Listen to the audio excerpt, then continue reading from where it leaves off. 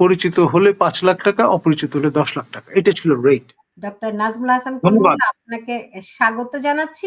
আমি শুরু করতে চাই একটি নতুন ইনফরমেশন দিয়ে। আপনার বিরুদ্ধে যেই মামলাটি করেছেন সে নাকি আজকে তাকে আটক করা হয়েছে, বিষয়টি কি একটু খোলাসা করবেন আমাদের কাছে? দেখুন, আমি অন ডেপুটেশন প্রথমে বাংলাদেশ ইউনিভার্সিটি অফ প্রফেশনালস, যেটি সশস্ত্র বাহিনী পরিচালিত পাবলিক ইউনিভার্সিটি, সেখানে উপাচার্য হিসেবে যোগদান করি এবং সেখান থেকে আমাকে এই যে বিউপির মডেলটা এটি কার্যকর করার জন্য বেহাল একটি বিশ্ববিদ্যালয়, যেটি বেগম রোকেয়া বিশ্ববিদ্যালয়, তার চতুর্থ উপাচার্য হিসেবে আমাকে ডেপুটেশনে সেখানে মোতায়েন করা হয়।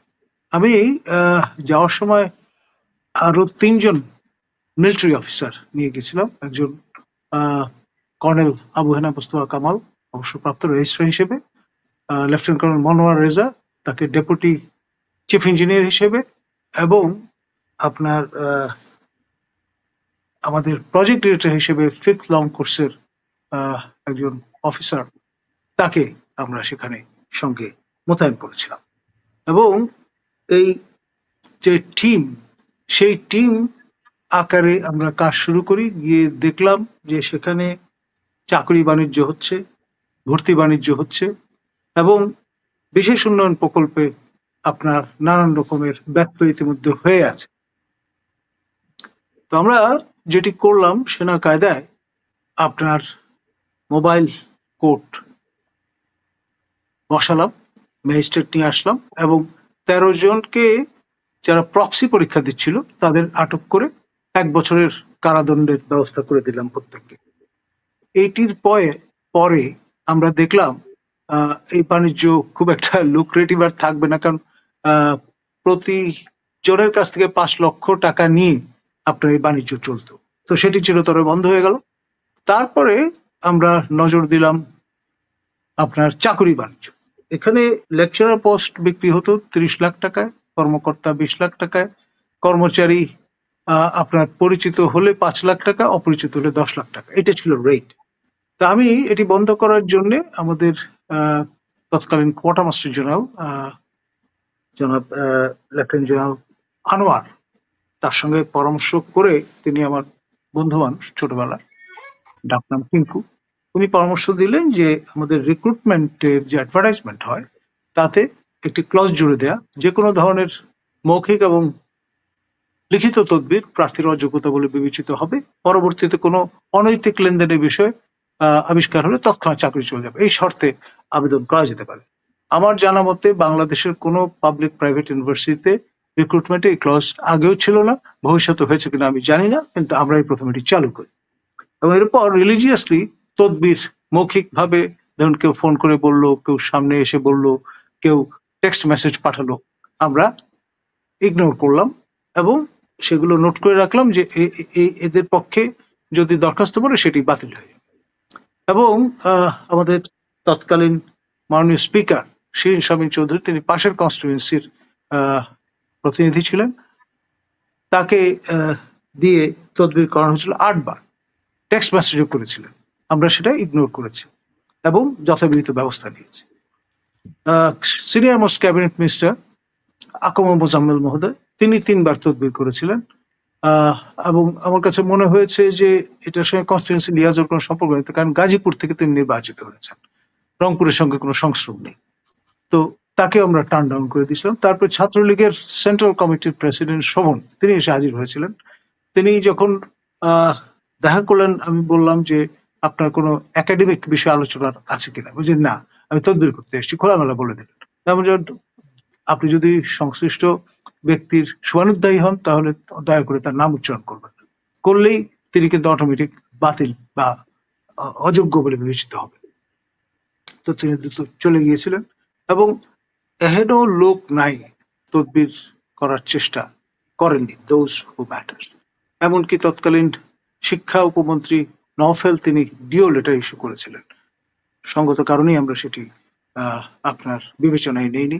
দীপুমণি অসংখ্যবার নানান অন্যায় আবদার করেছেন, আমরা তা গ্রহণ করি।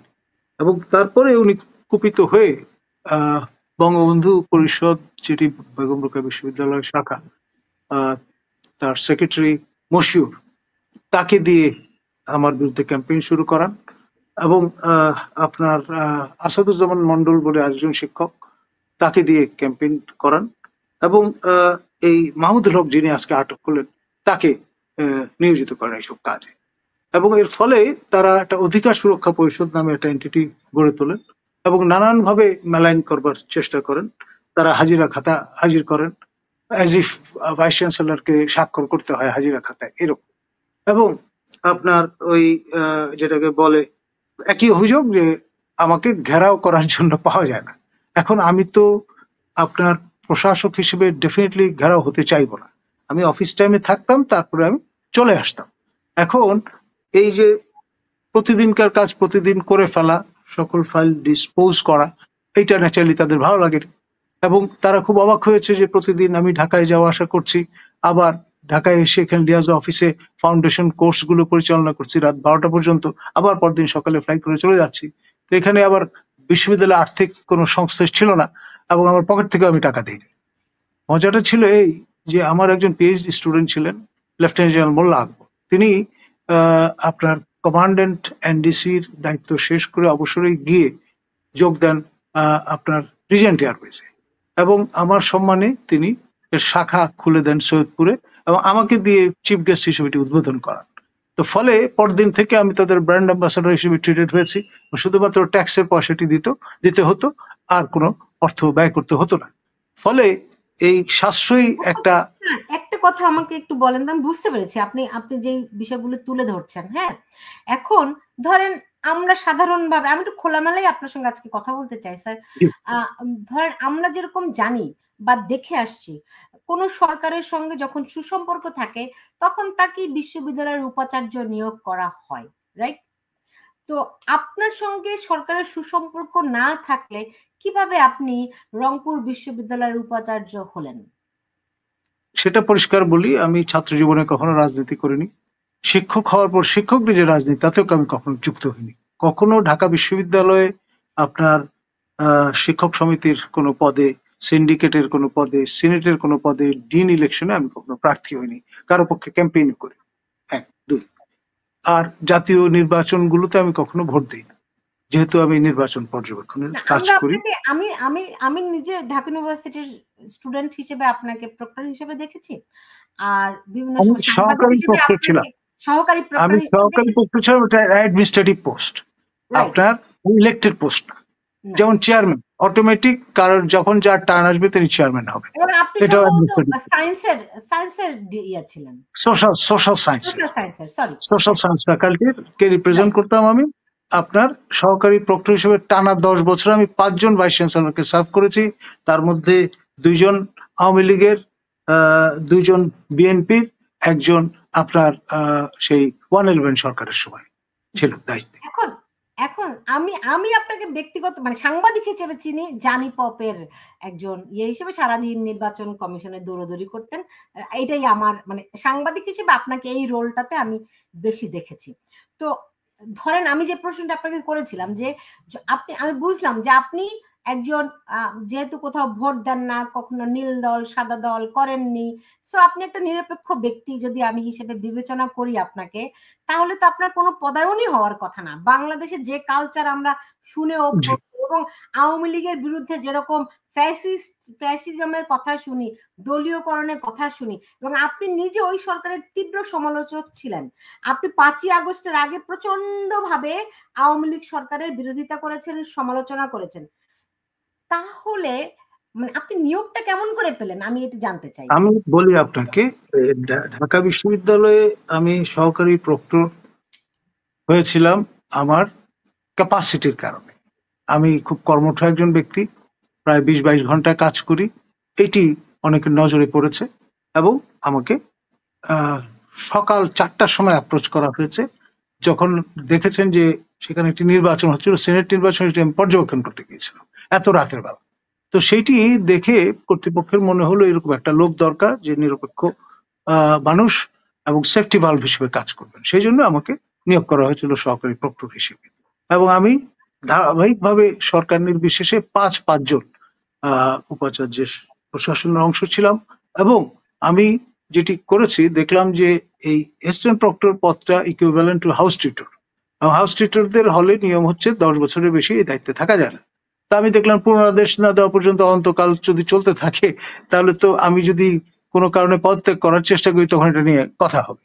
সেই জন্য আমি ওই আইনটা পরিবর্তন করিয়ে বললাম 10 বছরের বেশি কেউ অ্যাসিস্ট্যান্ট প্রক্টর থাকতে পারবেন না। যেই 10 বছর পূর্ণ হলো, আমি ফুলের মালা গলায় দিয়ে বৃষ্টিকে আমার দায়িত্ব অবসান ঘটালাম।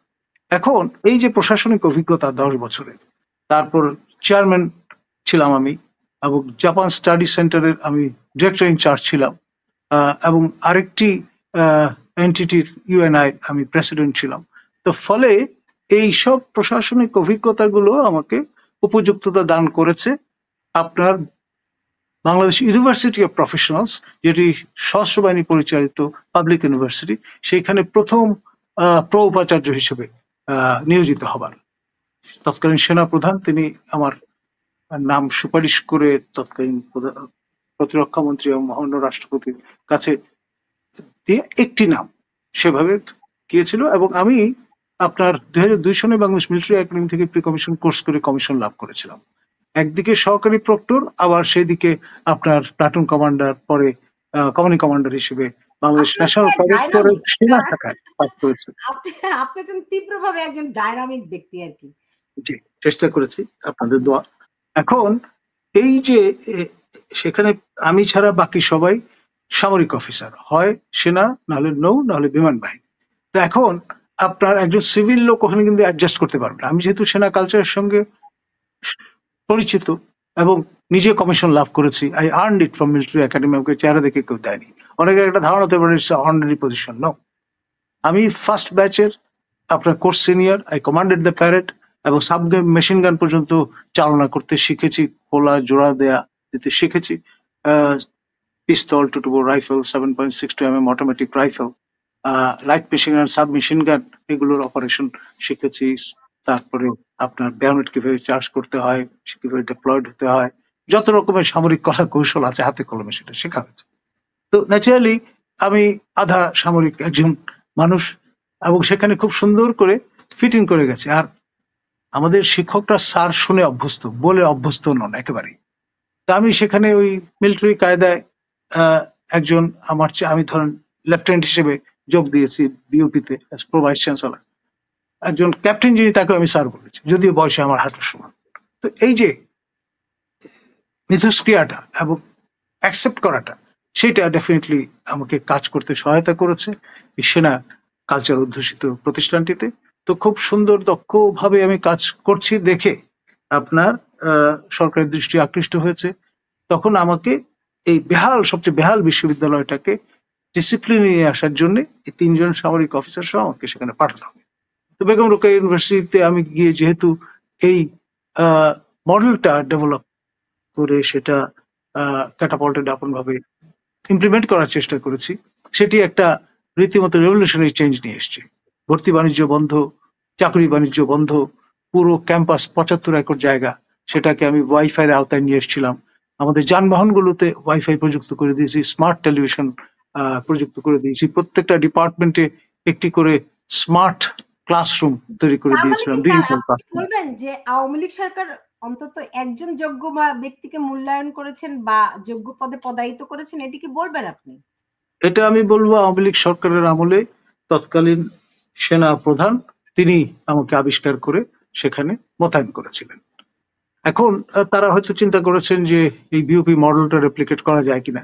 আমি যখন গেছি তখনও আপনার ওই হাঁটি পা করে প্রতিষ্ঠিত হচ্ছে এয়ার ইউনিভার্সিটি এবং আপনার নেভাল ইউনিভার্সিটি। তো যাই হোক, সেখানে আমি তাদেরও সম্পৃক্ত করবার চেষ্টা করেছি এবং এমফিল পিএইচডি প্রোগ্রাম ব্যাপকভাবে চালু করার জন্য উদ্যোগ নিয়েছি, এবং নানান রকমের ইনোভেটিভ এবং কমিউনিটি রেডিও চালু করেছিলাম, যেটা কখনোই ছিল না সেখানে। এখন উন্নয়ন প্রকল্পের যে ব্যাপারটা, বিশেষ উন্নয়ন প্রকল্প, এটা দেখলাম মুক্তবে আছে। কি ব্যাপার? পরে আমরা দেখলাম যে যতটুকু জায়গা জুড়ে কাজটি করবার কথা, আপনার একটাকে নকশা যেটি পাশ হয়েছে সেটা ব্যত্যয় ঘটিয়ে বিশাল জায়গা নিয়ে ভিত্তি তৈরি করা হয়েছে, করে প্রচুর টাকা মাটির নিচে ঢেলে দেওয়া হয়েছে। এবং প্লিন্থ লেভেল মানে মাটির উপরে চলে আসা হয়েছে, ওই অবস্থা আমি গিয়ে পেয়েছি। তখন আমার মনে হলো যে এটা নিয়ে তো কাজ করতে হবে। আপনার খেয়াল খবর করে যখন এটা দেখলাম, এখন যা হওয়ার তো হয়ে গেছে, ইউ ক্যানট চেঞ্জ ইট। তা এখন এই পরিবর্তিত এই কাঠামোর উপরেই আমাদের উপরে উঠতে হয়েছে, এবং এই বিষয়টা আমরা পত্রিকায় বিজ্ঞপ্তি দিয়ে জানিয়েছি। ইউজিসি বলুন, শিক্ষা মন্ত্রণালয় বলুন, আরো যারা স্টেক হোল্ডার আছে সবাইকে লিখিতভাবে জানিয়েছি যে আমরা নতুন করে এইভাবে শুরু করছি। তো ন্যাচারালি কেউ কোনো কিছু বলেননি, জানাননি, তা আমরা কাজ করে গেছি। একটা পর্যায়ে যখন দীপুমণিকে জানানো হলো, তখন তিনি ওই যে তদবির তার কথা শুনছি না, সেই জন্য তখন তিনি বলা শুরু করলেন যে আপনারা এইভাবে এই পরিবর্তিত নকশার উপর কেন কাজ কন্টিনিউ করলেন। তো আমরা বললাম আমরা তো সবাইকে জানিয়েছি, আপনার মন্ত্রণালয়কে জানিয়েছি, আপনারা রেসপন্ড করেননি, জানাননি। আপনাদের সঙ্গে যে বৈঠকগুলো হয়েছে বিভিন্ন বিশ্ববিদ্যালয়ের এই প্রকল্প নিয়ে, সেখানেও আমরা উপস্থিত ছিলাম, বলেছি। তৎকালীন সচিব যিনি ছিলেন, পরবর্তীতে পাবলিক সার্ভিস কমিশন চেয়ারম্যান হিসেবে দায়িত্ব পালন করেছেন, সোহরাব, তাকে নিয়ে বৈঠক করে সেখানেও জানানো দেওয়া হয়েছে পুরো বিষয়টা, এবং আমরা তদন্ত করে দেখতে বলেছি। তো এখন সবকিছু জানানো, ট্রান্সপারেন্টলি করবার এই চেষ্টাটা দীপুমণির মনোপুত হয়নি। তখন তিনি আমাদের এই উন্নয়ন প্রকল্পের টাকা বন্ধ করে দিলেন। করার ফলে আমরা দেখলাম আমাদের হাতে অবশিষ্ট 18 কোটি টাকা আছে, এটা দিয়ে তো পুরো কাজ শেষ হবে না। আমরা এই টাকাটা পুরোটা বাংলাদেশ ব্যাংকের কোষাগারে জমা দিয়ে দিলাম। দেওয়ার পরে আপনার এই যে ইট, বালু, সিমেন্ট, রড যেগুলো কেনা হয়েছিল অলরেডি, লজিস্টিক প্রিপারেশনের অংশ হিসেবে কাজ চলছিল, চলমান, সেগুলো তো নষ্ট হয়ে যাবে। ঠিকাদাররা বললেন যে স্যার আমাদের জামানতের টাকা আছে কিছু, এইটা এখান থেকে টাকা যদি অবমুক্ত করে দেন আমরা কাজটা অব্যাহত রাখি, আর এর মধ্যে সরকারের সঙ্গে যে বর্ষা চলছে সেটা একটা পর্যায়ে আমাদের ধারণা শেষ হয়ে যাবে। আপনি আপনার মেয়াদ পর্যন্ত যতদিন থাকলেন করলেন, তারপরে যিনি আসবেন তারা করবেন। এটা তো প্রতিষ্ঠানের কাজ, আপনার ব্যক্তিগত কোনো কাজ না। আমি সবার অনুরোধে কমিটির, সিন্ডিকেটের অনুমোদন নিয়ে আমি এই অনুমতিটি দিলাম। কেন আমি প্রতিষ্ঠানের স্বার্থে কাজটা চালিয়ে গেলাম, এটা হচ্ছে আমার দোষ। আপনি বলতে পারেন যে আমি করণিক দৃষ্টিকোণ থেকে বিভিন্ন ভাবে যে একটা চিঠি লিখলাম, চিঠির জবাব না আসা পর্যন্ত আমি কাজ বন্ধ করে রাখলাম, এই স্টাইলে কেন করলাম না। করলে সেটা এফিশিয়েন্ট একটা কাজ হতো না। তৎকালীন পরিকল্পনা মন্ত্রী মান্নান মহোদয় এসেছিলেন, এসে আমাদের তাগাদা দিলেন জোরে সোরে কাজ চালিয়ে যেতে হবে ইত্যাদি। এই সব বিভিন্ন কারণে এই পরিস্থিতিটা তৈরি হয়েছে। সমস্যাটা আমার আগের উপাচার্যের আমলের ধারাবাহিকতায় আমাকে এটি মেনটেন করতে। আমি ওখানে গিয়েছি দুর্নীতি প্রতিরোধ করার জন্য, আপনার যত রকম অনিয়ম আছে সেটাকে টাইটেন করার জন্য। যেহেতু এই অবস্থানটা আমি নিয়েছি, সেখানে ভেস্টেড ইন্টারেস্ট গ্রুপ যারা এখানে একত্রিত হয়েছে দ্বিতীয় ভাইস চ্যান্সেলরের সময়, প্রফেসর জলিল, তিনি রাজশাহী বিশ্ববিদ্যালয় থেকে ডেপুটেশনে এসেছিলেন। তার এই দুর্নীতির কারণে তার নামে দুদকে মামলা হয়েছিল এবং তিনি জেলও কেটেছেন। এবং একদিনে 103 লোককে নামে যে মামলা হয়েছে, এখন ধরেন আপনি কি রকম চাপের মধ্যে আছেন? দেখুন, নানান ভাবে লোকজন টন্ট করবার চেষ্টা করছে। যেমন লেফটেন্যান্ট কর্নেল মুস্তাফিজ নামে এক লোক অবসরপ্রাপ্ত, তিনি নিজেই অবাঞ্ছিত ব্যক্তি বলে সকল সেনানিবাসে তার প্রবেশ নিষিদ্ধ। তিনি আমেরিকায় নিউ ইয়র্ক শহরে একটি দলান পাহারা দেন এবং কুকুর হ্যান্ডেল করেন, মানে ডগ হ্যান্ডলার। সেই ভদ্রলোক পিনাকি ভট্টাচার্যের মুরিদ। তার রেফারেন্স দিয়ে তিনি 3টি প্রচারণা আমার বিরুদ্ধে করবার চেষ্টা করেছেন। আমি ন্যাচারালি, আমি তো রিভাব দেওয়ার মানুষ, আমিও তার প্রতিবাদ করেছি। মিথ্যা তথ্য আপনি পরিবেশন করবেন কেন? তখন তিনি খুব আহ্লাদিত হয়েছেন মামলাটা হওয়ার পরে, জেনে যে থাকে না খুব হর্ষোৎফুল্ল। তো সেটারও তো আমি প্রতিবাদ করেছি যে ইউ হ্যাভ নো রাইট, আপনি নিজে একটা অ্যাটেইনমেন্ট নাই আপনার, আপনাকে 2বার সুপারসিড করা হয়েছে, 3য়বার হাতে পায়ে ধরে আপনি লেফটেন্যান্ট কর্নেল হয়েছেন, হয়ে তারপরে নারী কেলেঙ্কারির কারণে 2বার এই ঘটনার কারণে আপনাকে কর্মচ্যুত করা হয়েছে, এবং আপনি এই যে বিদেশে চলে গেছেন এগুলো নিয়ে তদন্ত শুরু হওয়ার কারণে তারপর থেকে আপনি আর ফেরেননি এবং পিনাকির মুরিদ হয়েছেন। এখন পিনাকিকে আমি প্রথম বাংলাদেশে সমালোচনার সম্মুখীন করেছি, তার ভাষা ব্যবহার, তার এই যে জ্যাঠামি, তারপরে অনধিকার চর্চা, এইসব বিষয়গুলো নিয়ে। তো ন্যাচারালি পিনাকি চটেছেন, তিনি আমাকে বিএনপির দালাল ফেউ বলার চেষ্টা করেছেন লিখিতভাবে।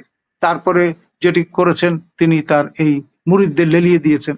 এই লেফটেন্যান্ট কর্নেল অবসরপ্রাপ্ত পিএনজি পার্সন নন গ্রাটা মুস্তাফিজ, তিনি একজন, তার লেসপেন্সার, আরেকজন লেসপেন্সার মিস্টার কবির, তিনিও আমেরিকায় থাকেন, তিনি আমাকে জ্ঞান পাপী আখ্যা দিয়েছেন।